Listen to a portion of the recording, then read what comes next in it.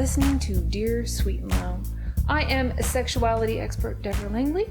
My co-host, Coach Low. Coach Low, which would be relationship du jour. Relationship expert, you know. We are here to help you crack the dating code, unlock your full potential, and have a little fun while we're at it. What are we doing today? What's our topic? Our topic is, where do you go to find your soulmate, your boo thing, your future hubby, your partner in crime? Where do you go? Where's I love a good that. place? Yeah, and that is maybe the number one question that people ask, especially on our social media sites, whenever we're talking to clients. They're willing, they're ready, they're able, they want to date, they want to get out in the scene, they've been prepping, but the location, the where have all the good men gone question lingers in the air. Later on, we have 5 tips to help you get there, but let's backtrack a little with some statistics. I read recently that 80% of people are using dating sites. They will date online, but that doesn't necessarily mean that they end up with those people. What do you think about that? Wait, I thought it was 80% of people are meeting people on dating. Right. Oh. So they'll meet, they'll date. Yeah. They don't, it's not like I found the love of my life here. You said on dating sites. On dating sites. Wait, 80% of people are on it? Yep. 80% of people are on dating sites? That are single. I mean, maybe some. Okay. Specific. That are single. Those specifics do, yeah. Because I'm like, Unless you are looking at some of the more alternative websites that offer extracurricular activities. And there are some out there. And I love this about the history of dating sites. Mm-hmm. So to get into this, researching this was a lot of fun. I'm not on any dating sites. Obviously, I'm in a full-time relationship. It is full-time, but we've been together for 7 years. So there's really no need unless we were looking for something extracurricular.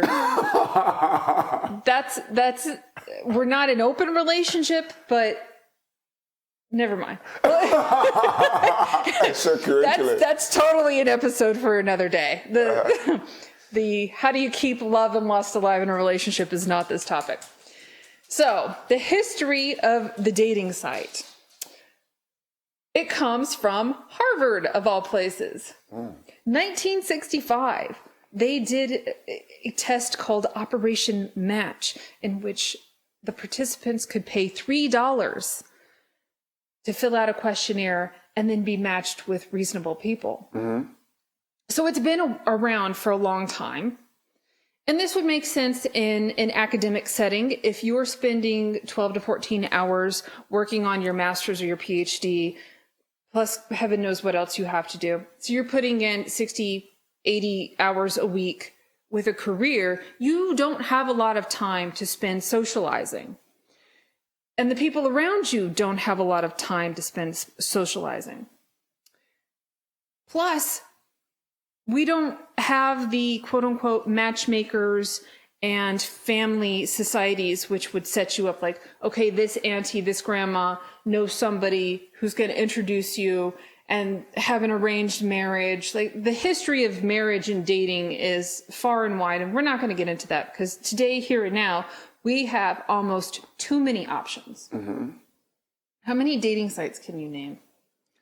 We got Bumble, Hinge, Christian Mingle, Black People Meet, Blocks. I haven't heard of that one. That's for another black people. Okay. More black people. Okay. We got Tinder. Yep. Wasn't there another one called Hot or Not? I've never heard of that one. I know Plenty of Fish. Like I've heard of that one. That's like where all your horror stories We got eHarmony. eHarmony. Match.com? Match.com. Yep. We got a bunch of others. But Right. I know a lot of dating. Yes, you do. Mostly because they advertise like crazy, which I guess they should. So some other ones for your fringe or your niche dating capacity. So the best way to find a date that is compatible for you, of course, is if they're interested in the same things that you're interested in. So this includes race, religion, location, and sexual identity. So we have farmers, lesbians, disabled couples, 420 singles, seniors. It goes on, and up into a cougar dating site, FetLife and Ashley Madison, which is for all them sugar babies out there. So there's plenty of dating sites in the sea, but where are all the good people? So let's specify exactly what good means. Mm-hmm. You got your people who are looking for the hookup. Yeah. They want to mingle, they want to tingle, they want to get down to business. Yeah. This is not exactly partner material. It could be, it could run out to that, but I think people in their 20s, sometimes even into their 30s, they're more interested in sowing their wild oats. So, Bumble, Tinder, Plenty of Fish, those, to my reckoning, that they have the reputation of being a hookup site. Mm-hmm. Am I accurate in that? Yeah. Like, the people who come to me as clients are like, hey, which dating site should I do? I'm like, okay, break for a minute. Let's actually look at all the things you're interested in. Mm-hmm. Not the things you want to pretend to be interested in, the things you're actually interested in. Because if you find people in that spectrum, you're going to hit it off a lot better. There's the chances of like, oh, we have this in common. We can talk about this in length. There will be more of that sense of connection. You won't have that dead air awkwardness that comes with meeting somebody who has nothing in common with you, even though there might be chemistry, which is what you might find in a bar or a club. I mean, that's still a place to meet people, but don't expect that. Yeah. We were talking earlier that you have to go where good people are in order to find the good people. So let's get into what exactly that looks like. Mm-hmm. The quote of, the 5 people around you tell you the most about where you're at and where you're going to be. What would you say about that as far as, are your friends, is your circle of influence a good place to meet like-minded people? Yeah, 100%. Because if you are around good people, those good people are meeting other good people all the time. And then you're more likely to get introduced to those other people who can be potential partners. Because your friends love to be Cupid. Yes, they do. They love to put you in there like, you deserve this, you deserve that. So it might set you up with somebody really that they think would be a good fit for you. So that's why it's good to, have good friends. Put yourself out there. If you don't have a lot of good friends around you, a strong social circle, it's going to be very difficult to really find the right person. And by good people, let's preface that by saying they are loyal, they're honest, they are steadfast in their own purpose, meaning they're not easily led astray. They're not into, they can have a party life, they can have a social life, they can see a lot of different aspects, just trying to figure out where they fit in, what club works for them, but they're not going to talk behind your back in negative ways. They're not going to act like emotional vampires. So every time you're giving your attention to someone else, they're going to try and butt in on that or suck the attention that's been given to you out of some misplaced jealousy. Mm-hmm. And making sure you know your friends from your enemies or your frenemies is a really important trait on what could be potentially keeping you from dating and having successful dates. So if your friends aren't backing you up, are potentially jealous of you and the people that you attract, they could be sabotaging you as well. I'm not necessarily an advocate of dating sites, mostly because I think it gives you a way to catfish. It gives you a way to lie. It gives you a way to pretend that you're something that you're not, and then be sucked into other people who are also doing the same thing. Mm. Now, unless you live in Siberia, unless you have extreme difficulty getting around or have extreme social anxiety, We're going to give you some other tactics, some other strategies, so you can hit this more like a mission, more like a fun game, like a board game that you're sitting down to do with your friends, your family, getting them involved. So it stops being such a precious thing. So it stops being this thing that you put so much time and attention and energy onto, and then you pour into it so much stress that you are essentially telling everybody around you to stay away. Like, if you go into a room and you locate two people, one is a shining, beautiful lady. Ooh. She is so happy to be where she's at, who she is. None of the other details matter. It doesn't matter if she's single. It doesn't matter where her career is. She is really in the moment. All the other story that comes behind that, maybe boyfriends from the past or stuff that she suffered in her childhood, that doesn't matter. Mm-hmm. You want to be attracted to that goodness because she's like a shining star. She's got energy. Mm-hmm. She's like pulsing, like, I want some of that energy. That's what we want to be attracted to. And it doesn't matter if she's an introvert or an extrovert. It doesn't matter. You can actually be both of those things or a hybrid of those things and still get results. We'll get to that. Then we'll talk about the second woman in this same room, and she is closed off. Her shoulders are slumped. It's like the weight of the world is resting on her. Mm-hmm. You can tell she doesn't want to be there. She's there out of obligation, out of necessity, but she's very uncomfortable. Maybe this means she's uncomfortable in a crowd, or she doesn't know anybody, or she doesn't know how to make small talk. But her energy is basically just a blockade of don't come talk to me. Yeah, closed off from the world. And this person is probably beautiful and kind and so intelligent and funny and all of these things that are like bursting to come out. She wants to date because she has so much to give, and she knows she has so much to give, but nobody's paying attention to that. Why? You see that negative cycle of why starts to weigh you down. So to help clear some of that mess out of the way, I think we should get into our tips. Mm-hmm. Tip number 1, attract what you are. That means make a list of activities that you love to do, things you genuinely enjoy doing. And then go out and do those things. Maybe it's hiking, maybe it's music, maybe it's dancing. Whatever it is, go do those things. And then you're more likely going to meet the people that also do those things, the person that you're looking for. It's like the simplest rule of advice, but so many people don't think about it. They're thinking about, I got to go to a bar. I got to go to some kind of meetup that has to do with dating or relationships sure, but you don't go into the desert to find a well to drink, if that makes sense. Facts. Tip number 2, we already a little bit touched upon this, but this is talk to everyone.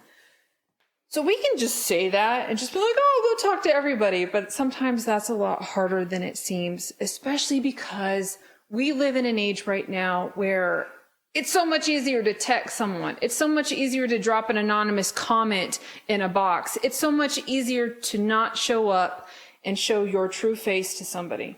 So much.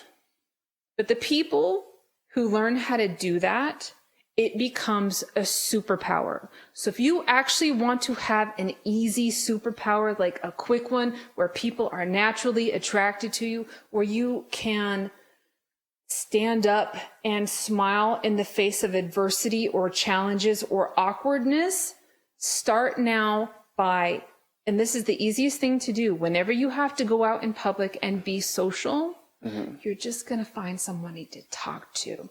You don't have to be attracted to them. You don't have to think, what's in it for me? You just like, hey, how is your day going? Yeah. And this is another thing too, that you just hint. You don't necessarily have to be attracted to the person to talk to them. People only want to talk to, a lot of women I know, they only want to talk to attractive men. But that man that's not that attractive, he might have a friend or a friend of a friend, Right. that is your soulmate, but you don't want to talk to anybody. You just closed off, waiting for the perfect guy to come talk to you. But maybe the perfect guy is just one friend away. I love that you said that too, because the idea of perfection is actually an excuse that we use not to engage at all. So I'm going to say, like, I'm waiting for my perfect person. I have faith that they will come to me. Well, you don't have to be religious or biblical in any sense of the world, but one of the scriptures actually talks about faith without works is dead. I'd like to remind myself of that, coming from a more Christian background. But in a spiritual sense, it works too. So you can have all the faith in the world, but if you're hiding your talents in a closet, if you buried them under a rock, nobody's going to see it. Nobody's going to actually be attracted to it or want to engage with it. And your talent actually comes forth when you share it with other people. And by I mean talent, I mean your gifts, as in your sense of humor, a sense of kindness, a sense of sharing, a sense of community, like what you actually need for a healthy tribe to work together and get the things that you need in half the effort that it would take just by yourself. This is what it means by getting out and talking to those people. That's not to say that you won't run into some roadblocks. So if you really, really, really want to learn how to be sociable, how to be more authentic, more genuine, it comes with practice. And the best place to find practice is clubs like Toastmasters, number one. That's a place you learn how to speak in front of people. It's a place where you learn how to say impromptu stuff and just kind of roll with it. You get easier and easier. You can go to different meetup courses that deal with networking. That's huge for anything.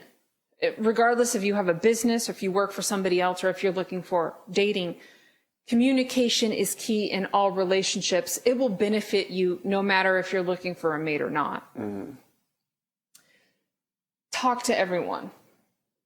And I will say, if we're going to put some preface on this, one person every single time that you come out, even if you only just get a smile back, check that off.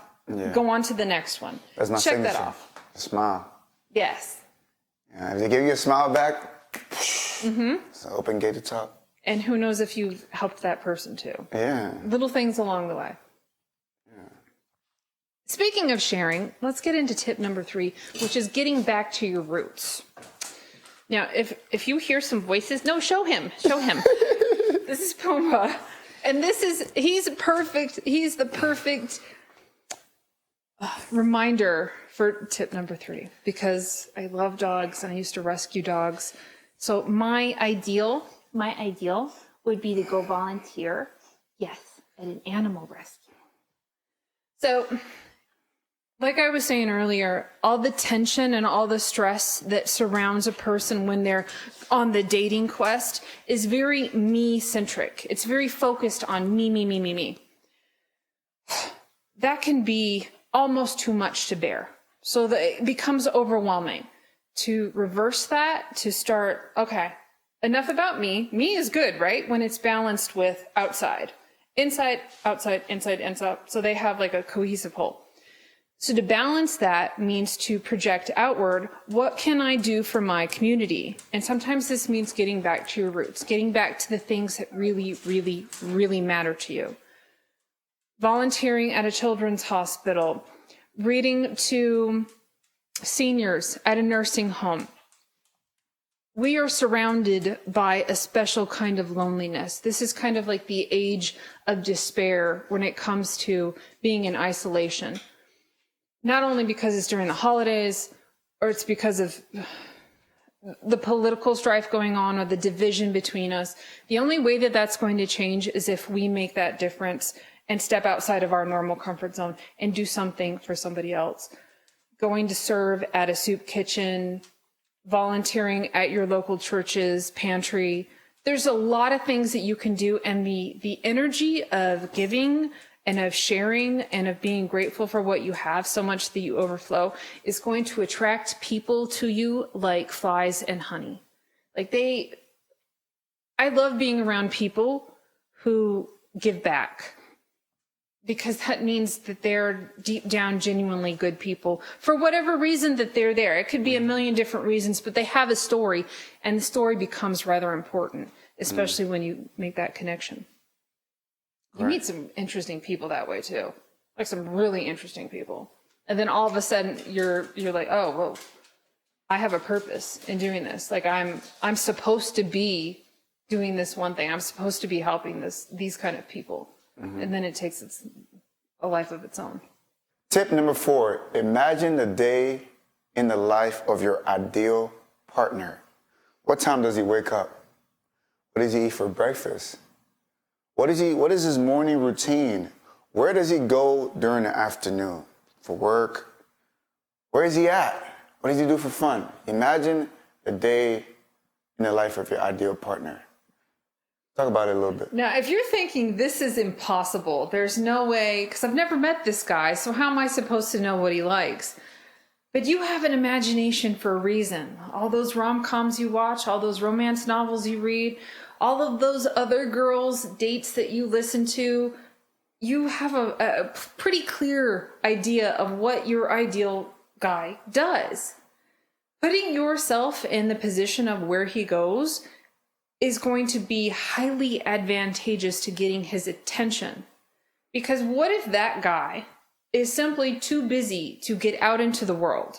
And we were just talking about this off camera. Since both of us do social media stuff, and because social media is very much like its own dating app,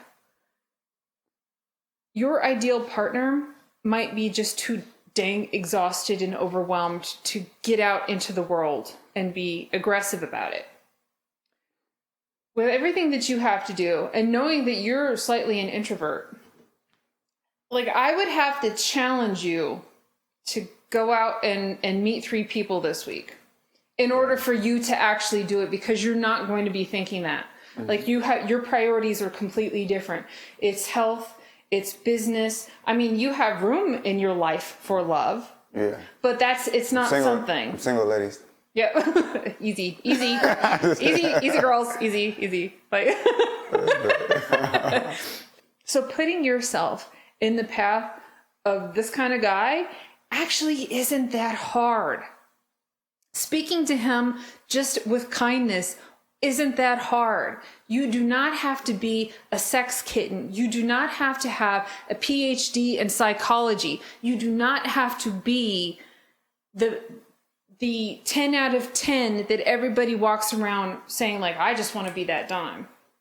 You don't have to be that. And if you really think you do, once again, that might be an excuse holding you back from engaging in a real relationship. Contemplate that. Yeah. So what else do you do? What does I do? So they know how to put themselves in your path. Well. Because ladies, it's up to you. Coming from like a dominant person, it's up to you. If you want the guy, you got to go get the guy. Guys who go to the gym, they're like, oh, full of themselves, this and this, whatever it is. But a lot of us are just at the gym, but not just any ordinary gym. We're like the higher quality gyms, because we want to invest more money into our health. So if you want to meet a good guy, I'm not saying I'm the best guy, but if you want to meet people like me, we are at gyms that cost at a minimum $100 a month, because we're going to invest in our health. We don't like paying extra for a gym membership is not an issue for us, because we know that health is wealth, right? So if you want a guy like that who pay attention to that type of stuff, he's going to be at higher quality gym. But there's some, if you want the meatheads, the ones that are just, we're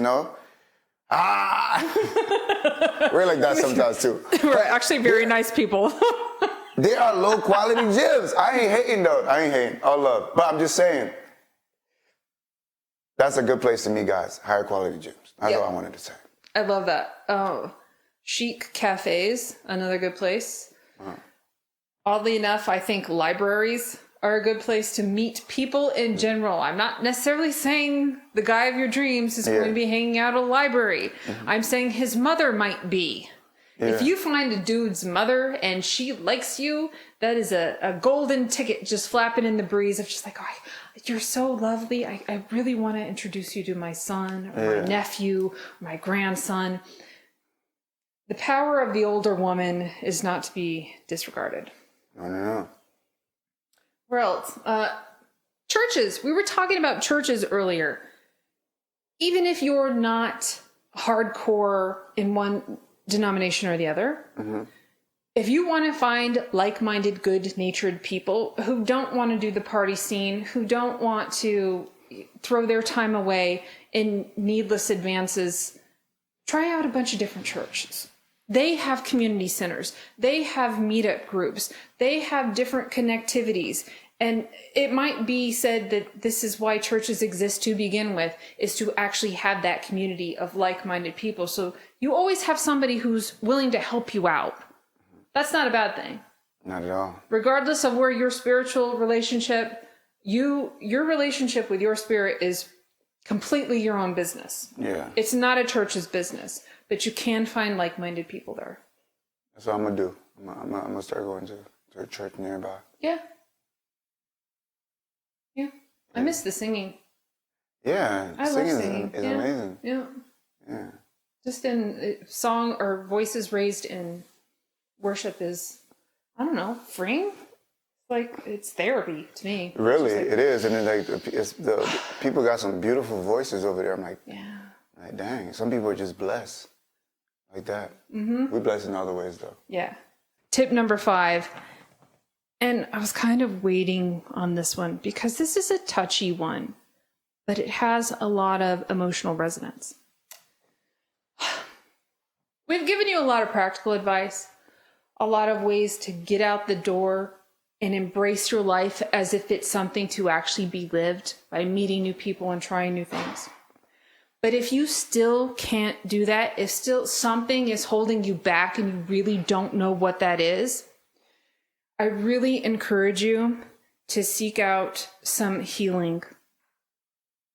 So if you've been in past relationships that have left you really wounded, that have left you thinking, why did that happen? How did that happen? How do I get that person back? Nobody's ever going to love me the way that person did. Oof. Right? Nobody's ever going to be special. Like, I had this chance at true love and it passed me by. Like, all of these ideas that are basically smothering you with their influence is going to keep you from moving forward. They might be too much for you to take on by yourself.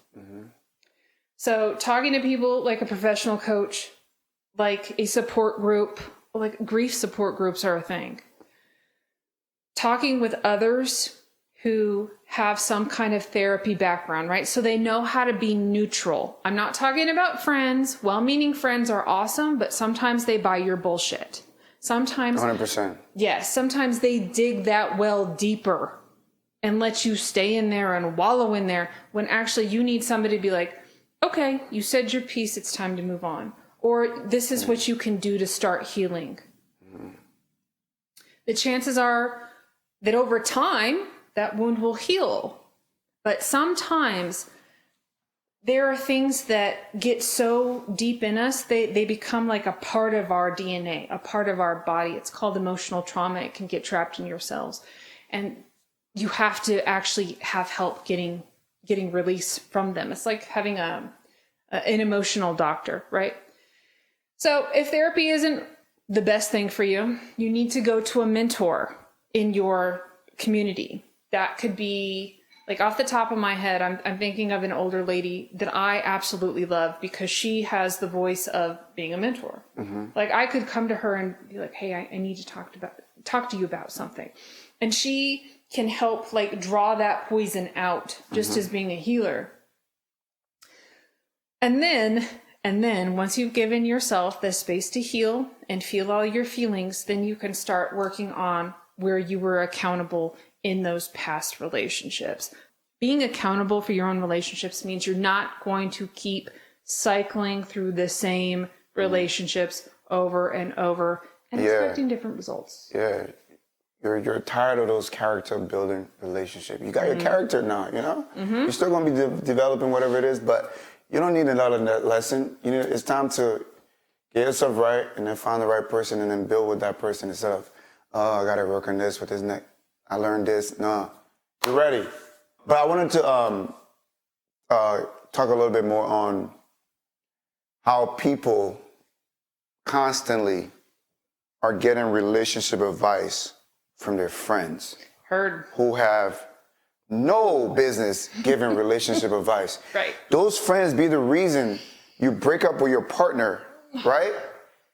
And then after you break up with your partner, that friend is the one that's gonna come comfort you, do this, and you go to them about more advice on how to get over the partner that you... Listen, a lot of times, you and your partner just need to figure things out. Y'all have a deep conversation and come up with solutions to the problems. Instead of you going to your friend to talk shit about your partner and they don't even know the full story, they're going to be biased. They're going to jump to conclusion right away. Just leave him. You don't need him. And then you're going to leave him and you're going to be devastated and then realize you made a huge mistake and you're not going to be able to get him back. But your friend is the one that told you to leave him. So you guys got to be very careful about getting advice from your friends who have no clue what they're talking about. They mean well, but they don't know the full story. Yeah, you want good relationship advice, go to people who are in good relationships. Facts. Ladies, don't be afraid to do the approaching in real life, because the problem that we've been having is that men are not free like they used to be to go approach women because of the horror stories. Yep. Or the fear of being rejected and all that stuff. So we are more open to you guys coming to us because we're more welcoming. Even if a lot of times we don't want y'all, we still gonna like be kind about it. Mm-hmm. More likely than not. Mm-hmm. But men have experienced women being very mean and push off about it. So now, even if a guy is confident, even if a guy really thinks you're beautiful, he won't go talk to you. So if you want to be ahead of the curve, you want to be ahead of the game, you go get what you want. You know what I'm saying? If you go get what you want, it's going to be that easy for you. A lot of the women who find the person they want to go talk to them in this day and age. 9 out of 10 times of any time I've ever met a good man, he's been terrified of how to talk to a female. And he will only be driven to actually approach that person after 3 or 4 or 5 encounters. And if you only have that one time that you're going to meet, use that opportunity. Take the risk, take the leap. I love what you just said. You don't even have to put my shit in there. Okay. I'm so glad that you mentioned that, because we are living in an era where if you're a guy, you're a walking target. Yeah. Somebody's going to accuse you of something. Somebody's going to be triggered about something. Everything is assumed to be toxic masculinity at this point, when it's just masculinity. There's toxic, and then there's very healing masculinity. Mm-hmm. And I don't think a lot of people know the difference of what that is. And maybe we'll get into that next time. Maybe the next episode we're going to have to get into not only male toxicity, but female toxicity too, because they're quickly approaching both of those things. Yes, that's cool.